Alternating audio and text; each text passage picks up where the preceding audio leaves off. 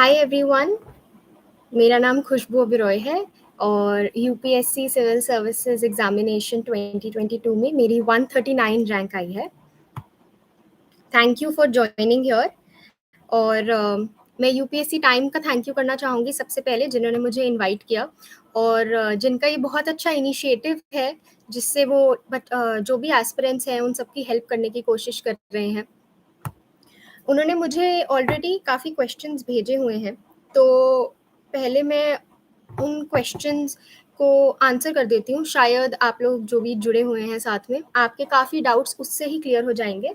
उसके बाद हम, अगर आपका कोई भी एडिशनल डाउट होगा तो हम उस पर चर्चा करेंगे। ओके, तो कोई भी अगर न्यू ऐड हुआ है तो hello, my name is Khushboo Oberoi and मेरी AIR 139 आई है। ये मेरा सेकंड अटेम्प्ट था।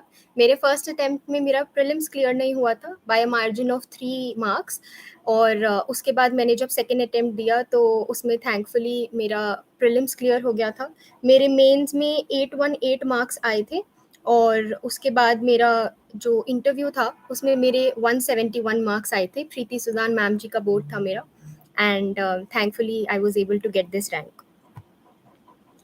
इसके बाद मुझे यूपीएससी टाइम की तरफ से जो भी क्वेश्चंस आए हुए हैं मैं वो आंसर करना शुरू करती हूँ।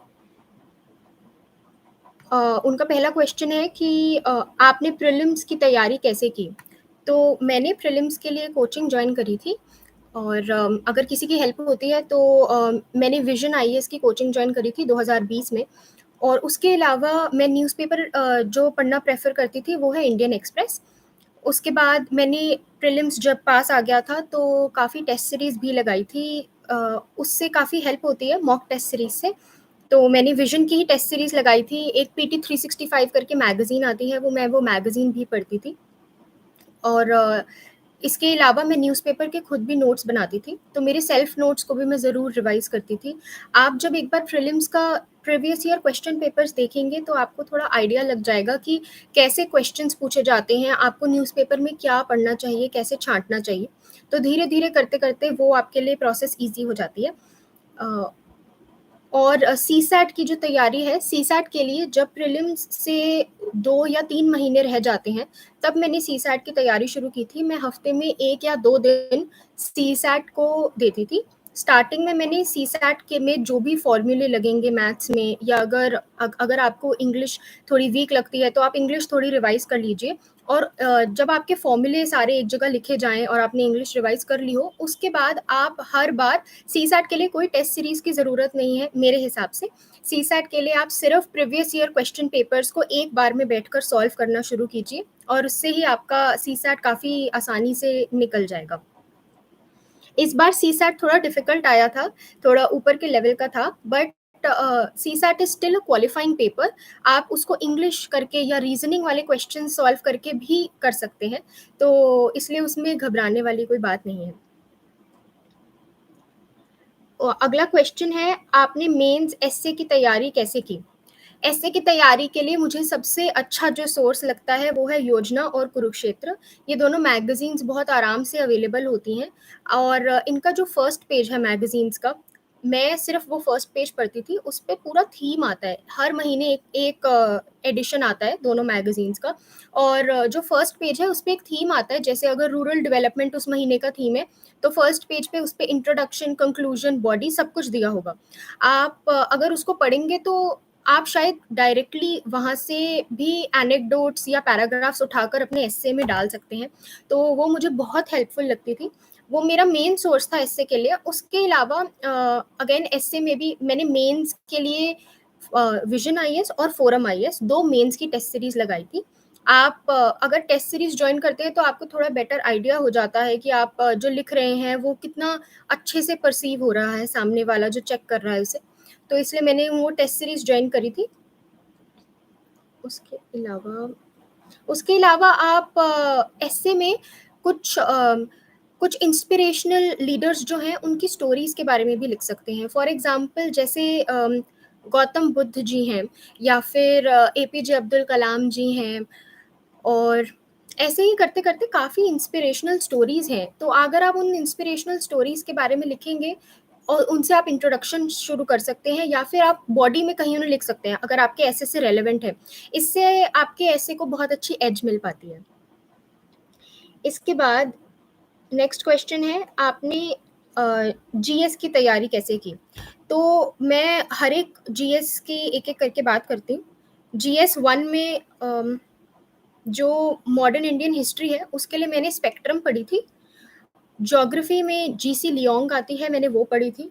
और सोसाइटी के लिए मुझे पर्टिकुलरली लगता है कि कोई बुक एज़ सच पढ़ने की ज़रूरत नहीं है। अगर आप कोई मैगज़ीन्स पढ़ रहे हैं, तो वो मिलाकर और उसके अलावा जो करंट अफ़ेयर्स हैं, वो सोसाइटी में सबसे ज़्यादा रोल प्ले करते हैं, क्योंकि क्योंकि सोसाइटी में आपका एजुकेशन है, हेल्थ है, यही मेन चीज़ें हैं। तो उनके लिए आप मेनली करंट अफ़ेयर्स से लिंकेज ज़रूर बिठाएँ। कोई नई स्कीम आई है, तो आप उस न्यू स्कीम के बारे में लिखिए।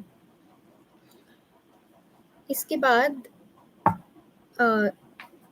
ज्योग्राफी मैंने बता दिया, मॉडर्न इंडियन हिस्ट्री बता दिया, सोसाइटी बता दिया। आर्ट एंड कल्चर के लिए NCERTs I think main source है।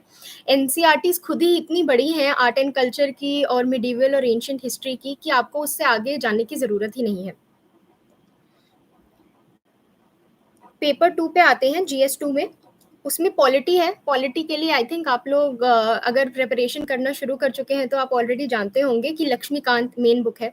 लक्ष्मीकांत को ऑलरेडी पढ़ने के लिए बहुत टाइम चाहिए। आप फर्स्ट रीडिंग में, मैं आपको ये सजेस्ट करूँगी कि फर्स्ट रीडिंग में आप कभी भी हाइलाइट करना शुरू ना करिए।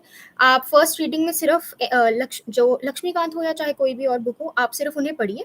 उसके बाद जब सेकंड रीडिंग है, उसमें आप पेन से मार्क करना शुरू कीजिए या पेंसिल से मार्क करना शुरू कीजिए। और थर्ड या फोर्थ रीडिंग में आप अभी भी जो आपको बहुत इम्पोर्टेंट लग रहा है या डिफ़िकल्ट लग रहा है, उसको हाइलाइटर से मार्क कीजिए।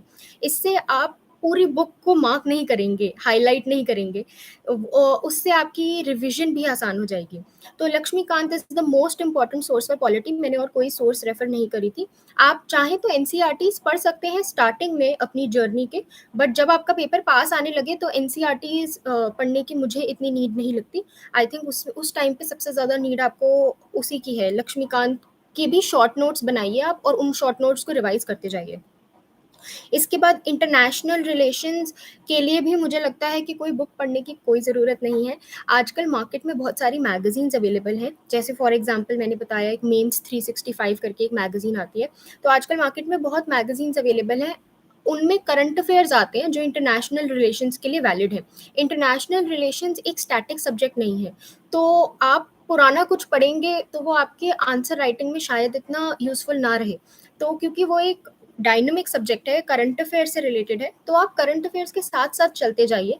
अगर आपको खुद के नोट्स बनाने हैं, तो आप एक रजिस्टर लीजिए। जैसे फॉर एग्ज़ाम्पल आप उस रजिस्टर के टॉप पे लिखिए जी20, और जी20 में जो भी आपको लग रहा है कि मेंस के हिसाब से क्वेश्चन बन सकता है, कैसे बन सकता है। जैसे मेंस में ऐसे क्वेश्चन आते हैं कि जी20 की क्या रिलेवेंस है इंडिया के लिए, या इंडिया का क्या पोटेंशियल हो सकता है जी20 में। तो ऐसे जो भी क्वेश्चंस आते हैं, उन क्वेश्चंस को आप खुद से सोच के आप जी20 का जो हेडिंग बनाते हैं, उस हेडिंग के नीचे आप लिखते जाइए कि आपके हिसाब से क्या पोटेंशियल हो सकता है, या करंट अफेयर्स में अगर कुछ भी आ रहा है, तो वो ऐड करते जाइए।